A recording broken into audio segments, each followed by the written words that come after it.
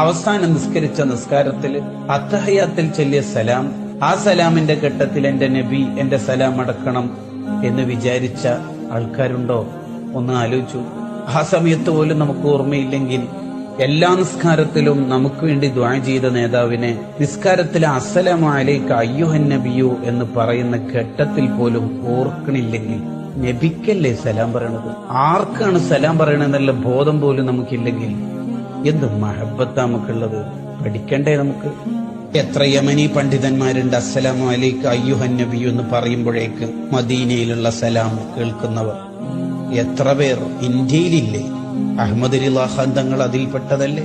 അത്തരം മഹാന്മാരെ കുറിച്ച് ഇബ്നു ഹജറുൽ ഹൈതമി തങ്ങൾ തന്നെ അദ്ദുറുൽ മല്ലൂദിൽ വിശദീകരിക്കുന്നു.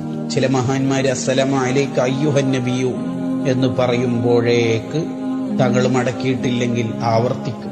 മടക്കുന്നത് അവർക്ക് കേൾക്കണം, എങ്കിലേ ബാക്കി അവരുടെ നാവിൽ നിന്ന് വരുന്നുള്ളൂ.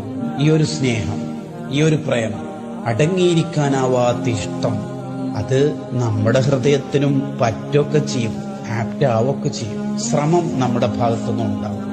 ഇപ്പോഴും ഉമ്മത്തിനെ ഓർത്ത് ഉമ്മത്തിന് വേണ്ടി ദുആ ചെയ്ത നേതാവല്ലേ? എങ്ങനെ ഓർക്കാതിരിക്കും? എങ്ങനെയാ ഒരു മുഹിബ്ബിന് മഹ്ബൂബായ മുത്തനബി സല്ലല്ലാഹു അലൈഹി വസല്ലം തങ്ങളെ മറക്കാനാവുക? മൻ റഅ വജ്ഹക യസ്അദ്, അവിടുത്തെ മുഖം